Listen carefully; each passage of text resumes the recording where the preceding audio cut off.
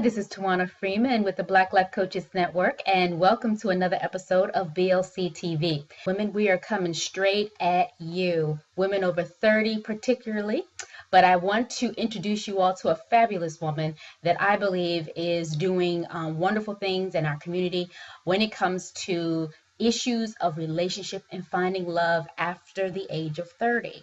Now, she has a fantastic story, and I will not give any hints. It's her time to let us all know. I want you all to welcome coach and, relationship expert extraordinaire, Crystal Sylvester. How are you today? Thank you so much. I'm wonderful. I'm wonderful today. So honored to be here. I'm Wonderful. grateful for you extending this opportunity and invitation. So thank you so very Oh, much. you are welcome. We look for people who are doing wonderful things. And Crystal, I think you have done a fantastic job with your web show as well as, through your blogging. So tell us a little bit about how you became a coach and that transition that you made into relationship coaching.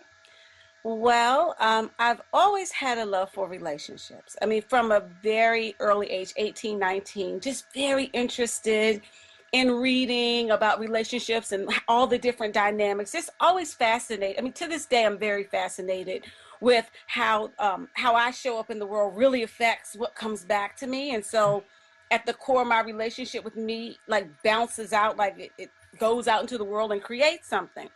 And so I met my late husband when I was 18, and we were married at 24. And we went through some ups and downs and turnarounds because, when you get married at 24, well, my son is 24, Right. right? I look at him now and I'm like, oh, he's so not ready. I look back at that point in my life when I got married, and I'm always amazed, that we stayed together. We stayed together till we were 35. I was widowed. He passed away 5 days after his 35th birthday, and 9 days after my 35th birthday. Mm. I found myself a widow, and throughout our marriage, we always worked on our relationship, and every challenge we faced, we always came out of the other side learning. When we took a lot of workshops, a lot of marriage retreats, and we had actually just signed up to become like lay coaches in our church at the time. Mhm. And we were getting ready to go through this program because we'd come through challenges, and challenges that a lot of married couples face: infidelity, Right. um, learning to live a blended family. I had a child when I met him. There were a lot of things that we had to work through to become a stronger couple. And then we signed up, and we were going to help other people, and he died. And I'm sitting at his funeral, and people are going, if it wasn't for this couple, we wouldn't still be married. And I'm sitting like, but my husband's dead. And all of these couples are up saying all these wonderful things about us as a couple, and how we help this person, we help that person. But you know, I couldn't see it. I couldn't connect to it at the moment. I just wanted to survive and live through, Mhm. being a 35-year-old widow. 16 years of my life was gone. And so, as life would have it, I met my life coach, and she was a widow's coach. She specialized in coaching Mhm. widows. Mhm. Being widowed at 35, I was thrown back out there. And, well, the last time I dated, I was 18. Yeah, And that's scary. Oh yeah, my God. right. And I was with one man, right? Oh my God, yeah. Now that you know what, if you had not see, I was thinking here, I was putting it in perspective, but you just reminded me of how after being away for over a decade, how much things change in the dating world. And the beautiful thing about what you're saying is that you did, it wasn't that you wanted to become a coach because you wanted to share your experience. You became a coach because you loved relationships and you had a formula. You had a system that you explored from, in your second relationship, that you were able to say, you know what, this actually works. Tell us a little bit about that discovery and some of the things you have put in place to help women understand there is a strategy behind it. Well, the thing is that what I notice is that we're kind of bombarded with a lot of books about how men think and what men think and all of this. And what really, if there's one thing that really gets my goat, is that as women, we're really not taught to value ourselves and to value our feelings and our thoughts and our emotions. Really, I mean, I have women that will come to me and say, "Well, how do I get my boyfriend to listen to me?" Mhm. And here's what I know. If he's not listening to you, you're not listening to you. So where do you ignore you? Where do you step over your gut? Where do you allow that voice to come up that goes, you know what? Something's not right here. And go, no, I can't say that about them. I don't know that. How can I judge them? Where are you not listening to you? I remember I first started dating and I went out and I did all the posturing because everyone told me how hard it was. And it just became so exhausting. Why was it exhausting? Well, I soon learned because I was working too hard. When we're high, and when women say dating is exhausting, it's because we are working too hard. You're hiding out. You're trying to Yes. wear the right outfit. You're on the phone with your girlfriend for an hour before you go. What if he does this? And what do I say? And then you get there, you're listening. You're trying to figure out, is he a good husband? Is he a good, will he be a husband? It was too much work. And so my coach said, what do you want to do, Crystal? Why is it you're dating? And because I was newly widowed, I didn't have a lot of reasons to date other than I wanted to get comfortable around men again because I'd been around one man for 16 years. So I was so out of flirting and interacting.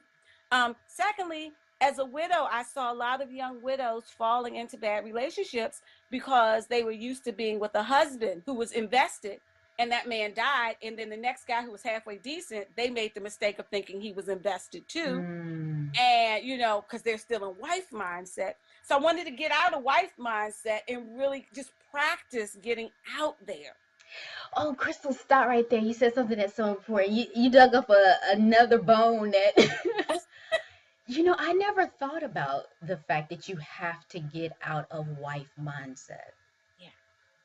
That is, that is going to scream to a lot of viewers, because if you are divorced and on the market to remarry or wanting to remarry, you have to shift out of that mommy, wifey, all that has to be shifted Mm-hmm. quickly before you start going out. You really need to shift, because you don't want to walk in talking about, let me wipe your mouth, baby. Let me go ahead and pull your dinner together, and and iron your clothes, and you Mm-hmm. have to be careful, because you will put 2 feet, 2 arms, legs, and head all in that, and he will not be where you are. Mm-hmm. He will be looking at you like, she just loves to serve. Mm-hmm. Is she like this with everybody? Am Right. I How special am I? Is she like this with everybody? So you have to be. I did not think about that. See, that's why Yeah. you are a relationship coach and I'm not. But I appreciate you for sharing. Yes, I tell you, and so that was huge, Mhm. shifting. And I did that by dating. I was conscious of staying in the moment, getting to know the person across from me, not making up a story about him, staying really, really present with me and what was because that got to be my learning experience. Dating was about me learning, who am I on a date with this guy? Who am I on a date with this guy? What shows up here? Oh, I felt a little insecure with that guy, huh? I wonder what that was about. Oh, I felt really great around this guy. I wonder what that's. See, none of it was about the guy. The guys were kind of like mirrors. And I got to learn who I was in the process. And it's interesting because when I met my husband, I was, I'd really gotten into this place of, I'm just going to be me. And I'm out on dates. We're on a date on our first date. I'm smelling candles in the store and just doing, because I'm kind of a flower child. So oh, look at this. Oh, smell this. Do this. Oh, I said, no, smell this candle. And I said, that was a sniff. That wasn't a smell. Close your eyes. Take it in. He looked around like, I am not. I said, why not? Who cares? So he said, okay. So he said, oh, it does smell different. The funny thing is, so many women laughed at me. Like he said, what do you like to do? And at the time I wasn't working. I said, well, I lay in a blanket in my backyard with my dogs. And I like to meditate and watch butterflies. I mean, really, because I just was saying whatever, right? Because it was an experiment for me to see, how much of myself can I show up being and feel okay? Well, lo and behold, I had so many women to go, you are crazy. I would never say that stuff on the, that is madness, girl. On our wedding video, they were interviewing us, and he said, so what let you know she was the one? He says something about her smelling those candles and skipping through that store. Oh, I knew she was the one. It was something about her butterflies. yes. She just was a little bit, That's right. and you That's know right. what? That man stands by me, supports me, loves me, and he already knew me. And so if I would have shown up with my representation, I'm going to Yeah. show up, hello, saying what I think Yeah. he wants to hear, Right. he would have missed me Yeah. and I would have missed him. Yeah. And something that I didn't think anything of, That's he right. thought was precious. And Absolutely. so, that is the thing. It really is men, and this may sound bad, but I'm going to say it. The men are secondary when our relationship with ourselves primary. You know, if your relationship with yourself, it has to be primary to your children. To If you're not healthy with you, that affects your choices. And so anyone that works with me, no. I just said, no, we're not just going to sit around and talk about men. It's always going to be about you. It's always going to be about what you want to do differently. And then how do we create the structure to support you doing it differently? And no, I'm going to hold you accountable. So I'm going to come back the next week and see how you did. And that is the process. And it's not about you should have done this. It's about who am I when I do what it really honors me, and who am I when I'm doing what doesn't honor me. What's Mm-hmm. going on with me when I feel like I have to be small and pretend that I'm not who I am, or things don't bother me that really do. And who am I being when I can speak my mind, and say what's true for me. That's the rich soil, and that's where change happens. It doesn't change in trying to do it all right. It doesn't change with trying to run from the wrong. Real change comes when we allow all of ourselves to be there, when all of who I am is okay. Yes, there are parts of me I need to work on, but that doesn't define me being okay.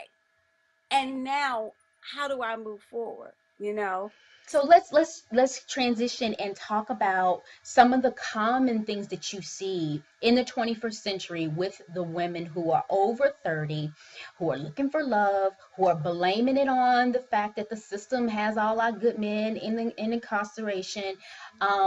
Let's deal in that, because that's a reality. A lot of women tell you it's not enough good men out there. It's the record, the broken record. So tell me a little bit about what you're hearing in the 21st century. Well, I hear that there are not a lot of good men, and here's what I believe, and what I know to be true is that what we believe is what manifests. So once we decide there are Mm. no good men, we stop looking. Um, we stop looking. We go like, oh no, there are no good men. And Excellent. then when we meet a good man, what do? We want to pick him apart. He Yeah. can't be good because there are none, right? And so it that is one of the bigger things. And then when we dig below, there are no good men. A lot of the times, what I find is, I really don't feel worthy of a good man. I really don't know how to Mm-hmm. choose a good man. I really Yeah. don't feel comfortable about myself when someone treats me too well. Yeah. When I met my husband, he's courting away. He's planning all these dates, museums, and all this stuff. And one of my friends who's been married for over 20 years, and her husband had a very difficult first part of their marriage, and then the Mhm. second part of their marriage has been beautiful. They really made some changes and adjustments. And she even looked at me and goes, no one's going to give you that out the gate. You got to put in some time. And so that's another thing that I come across, this kind of underlying, and it's all in the music on the radio, Oh you got yeah. to live through HE double hockey sticks before, man, and we hear, oh, woman, you've been there, you've been good to me. R. Kelly's the king of,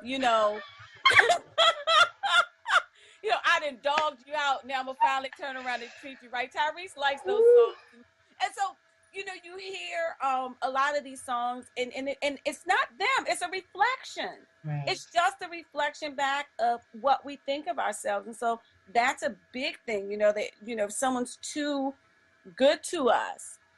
Another thing that we challenges us when we get into our 30s and 40s is we have life experiences, and so there's this thing where, like, I don't trust men. I Right. don't trust men.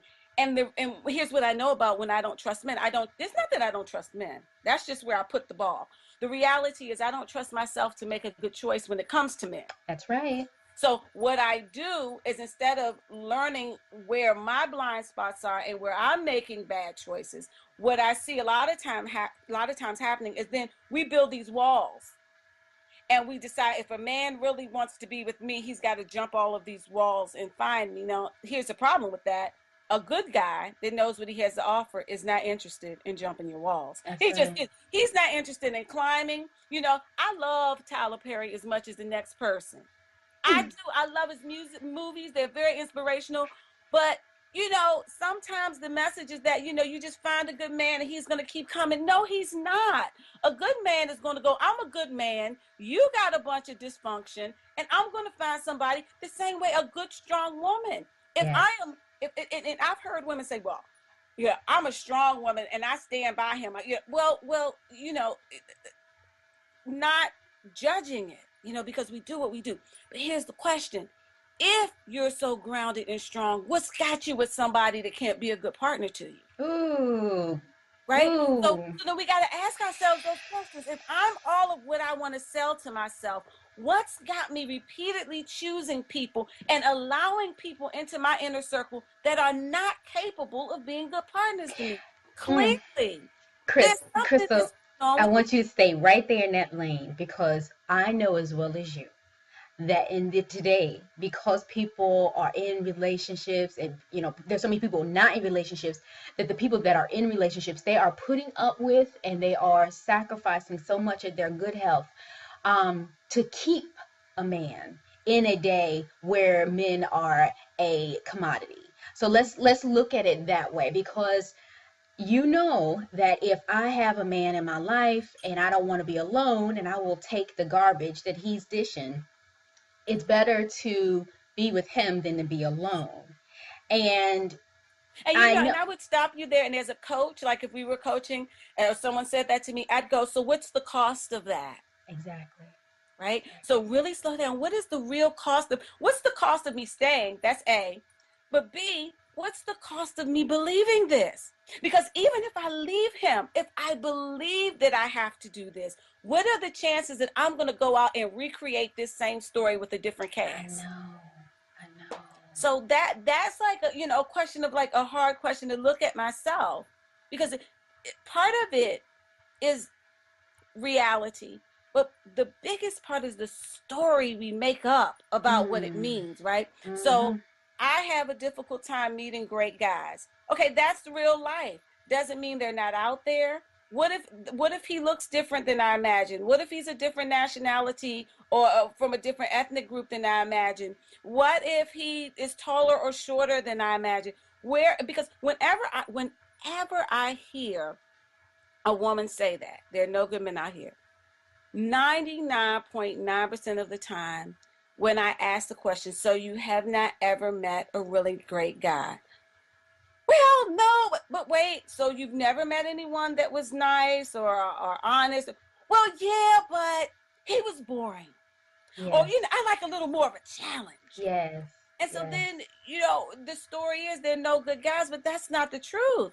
The truth is there are plenty. The one thing that my clients discover when they start dating, there are tons of good guys out there, to the point that to the place that we actually have a place in working in our coaching sessions where it's okay if you meet a great guy and you just don't click to go, he's a great guy. Mm. There's just something, because the initial response, if you're coming from the lane of there are no good men out here, so I have to deal with everything, is when you finally meet a great guy, you think, oh, he's great. And then if it doesn't click, then we can kind of feel compelled to make it fit, which then moves us right back into this desperate, clingy place. Mm-hmm. And so it's okay to meet a great guy that doesn't click if it's clear. But if you're meeting great guys and your story is there are no good men, then I really would encourage you to look at that story, because I don't find it to be true. I met tons of great guys when I was dating. And I was shocked, because all of my friends are, there are no good men out here. And I'm going out like, oh, there are no good men. Let me go see.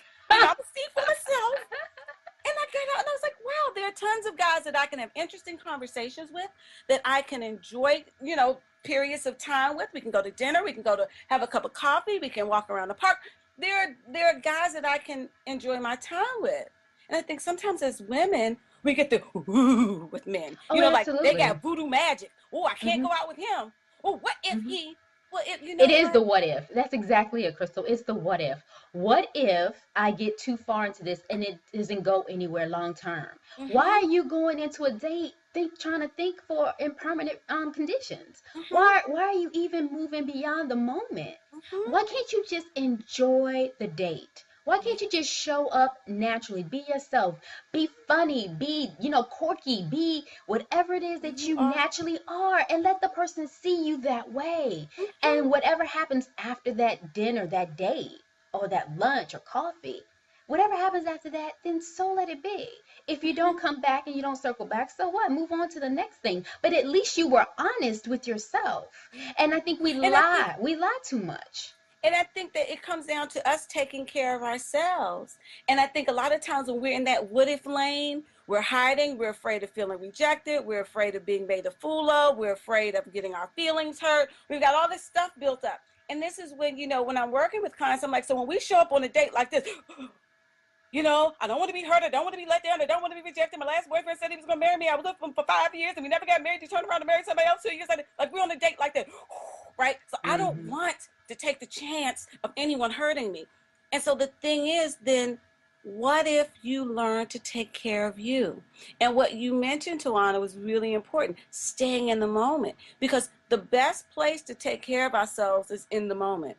It's not in yesterday. It's not in tomorrow. It's in this very moment. How do I do what's best for me? Well, I listen to myself. I pay attention to my gut.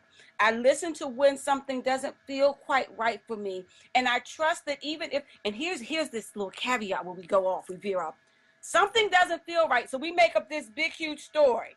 He Mm. probably this, he probably that, he probably did it. Yes. We get on the phone with our Assumptions. girlfriends. Assumptions. Yes. Girl, okay, look, what do you think? When the reality is there's a real place to go. Something didn't feel right for me. And I don't need to make up a story about it because I know, trust, and love me enough to know if something doesn't feel right, it's okay. I don't have to justify it. I hear women, we say things like, oh, I don't want to be mean. I don't want to be rude. I don't want to hurt his feelings. Okay, what if you just honor yourself? What if you just go, something about this doesn't settle for me and I don't know what it is? And then you kind of say, okay, so do I want to see this person again? Is there enough here for me to want to continue to see this person? If the answer is no, it's no. It doesn't Absolutely. have to be like this big, and oh my gosh, and then this is another one I hear. Well, when we're giving somebody a second chance that our gut clearly is Mm. telling us we need to pass over. Well, I need people to give me a second chance, and I want people to do, you should do unto others as we would have them to do unto us. Mhm. And the reality is no, no, you do unto others what they've shown you they have the capacity to handle. All Right. right. So if someone shows you that he can't be honest and trustworthy, then you don't give him all the trust you would want somebody to I give you. know. I It, know. if you're honest and trustworthy, then you don't give someone that same. You give them what they've shown you they can handle. If you're talking to someone that tells somebody's business, well, you don't give them all your business because you want No. somebody to trust you. You go, you Right. know what? This person clearly, for whatever reason, I'm not even going to make up a story about them, doesn't seem capable of being direct. And Right. as a result, in order to put my oxygen mask on first and take care of me, I need to base my choices on who I am and what this person is showing me, not what I should be doing, what would be right. No, no, no. What is right in this moment for me? No. Absolutely. Crystal, you're doing a fantastic job. I keep saying it, but I think the reason why I want to validate everything you're saying is because I know what's true in the community. I know how many women are suffering in bad relationships. I know how many women are suffering from not being in healthy relationships with themselves. And so if you can't first enjoy yourself and you can't first be acceptable with who you are, because we judge ourselves so harshly. We think that we have a measuring stick that has to, I know mama gave it to you, the church gave it to you. I don't know where that measuring rod came from, but at the end of the day, we're trying to measure up to something. And if we don't believe we're measuring up, then we punish ourselves. Yeah. And we punish ourselves in so many ways. And then we punish ourselves through relationships. We punish ourselves as parents. So it shows up when you do that. You think you're just doing it to yourself, but you're doing it to the other people as well. You're doing them a disservice, actually. And so because of that, you find yourself in a very bad spiral. And so, Crystal, you are doing you're doing a wonderful job as a coach. I know you are, working well with the clients, and you're helping a lot of relationships and a lot of women as they pursue relationships. So the question next I have for you is, what are you doing? How can people hire you as a coach?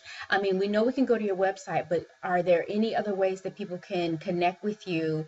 Do you do group coaching in your local area? Do you do group coaching by phone? How do you work? Well, I work several different ways. I do one-on-one coaching, and I actually just did group coaching in the form of a workshop, dating, your ultimate dating plan, because that's one of the challenges that I find as women when we were younger. We did not have a plan. You know, you're 18, you meet somebody at the bus stop, you know, you go to the movies, you like him, he likes you, you're going together, you know, and it just goes, right? Yes. Right. So that's kind of how it works. But as we get older, we have different things. There's school and home. Some of us have children, families, and we really have got to line our short-term uh, goals, dating goals, and long-term dating goals up. You know, so it's a matter of really having a plan that allows you to get really clear on what you want and where to plug those things in. Because as you mentioned earlier, we don't want to show up on the first date with like all this soulmate requirements. You Mm-hmm. know, the soulmate requirements belong someplace, but not on the first date. Mm-hmm. Yeah, I have a client who just used this program, and she just got engaged. And it was very interesting because the gentleman that asked her out, she knew that he had been married and she knew that he had separated, but she wasn't sure if he had divorced. And so he asked her out on a date. And it was so interesting because we were in a group of women, and you know the other women were going like, no, I wouldn't go out with him. I'd have to find out first if he's still married. I could. But because we've been working together, she's like, no, I can take care of myself. And if he's married, I'll tell him, then, you know, when you're divorced, get it together. So she decided to go out with him. Well, now he's divorced. He was divorced then. And now they're engaged. Yay! 16 months later, and they're getting married. But the thing is, if she would have, you know, gone with all this fear, Right. you know, on the date, she went on a date with, I can take care of me. And if this doesn't work for me, you know, it doesn't work for me. And the other women were afraid, which I get. So that's one way that I work with women in workshops. Another way that I work with women is in one-on-one coaching sessions. And I actually do offer a free coaching session. Fantastic. So the first time anyone works with me, it's free. So they can go over to soulmatecoachcrystal.com and sign up for a coaching session. And I do have to say, working as a relationship coach, and this is why I talk so much about relationship with ourselves, because what we can want sometimes is a quick fix. And we can want to undo 30 or 40 years of habits and beliefs in Mm-hmm. 2 weeks, Mm-hmm. and want, you know, the man of our dreams. And in order for him to be the man of our dreams, we really have got to discover who we are so we can Right. discover what the man of our dreams really looks like. Mm-hmm. And we hear stories of people who, you know, married someone and then realized who they were and looked at their partners like, this, you know, this This isn't. ain't it. So it really, really, really is a process. And I Yeah. say this because, you know, this is not the process for the person who wants to like have 3 sessions and be fixed. Now, this is for the person who really wants a better relationship with themselves. Even as long as we're focusing on the men, again, where are we putting ourselves out of the equation? How do I get a man? How do I get a man to understand this about me? How do I understand those things? Because trust me, When I understand certain things about me, I don't have to worry about how to get somebody else to understand them. When I do the work to feel good about myself and worthy and good enough in the world, and like you were talking earlier about that measuring stick, Yes. when I find that I'm okay and I can quiet that voice that tells me I'm not, I show up totally. Mm-hmm. Absolutely. I I, have another question for you, yes. but I think we're gonna have to pause this segment, Mm-hmm. and we're going to have to come and have you answer this question in a second episode, and because it's an important one based on something. As I collect the notes in my head, I know what the next best question is going to be. So I'm going.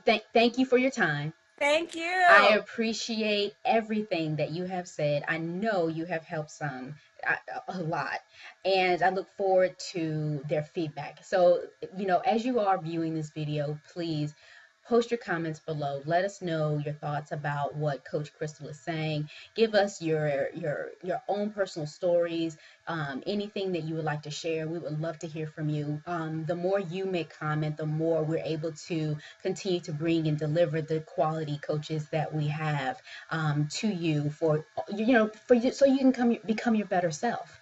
So thank you, Crystal. Thank Okay, you. give us your website one more time. It's soulmatecoachcrystal.com.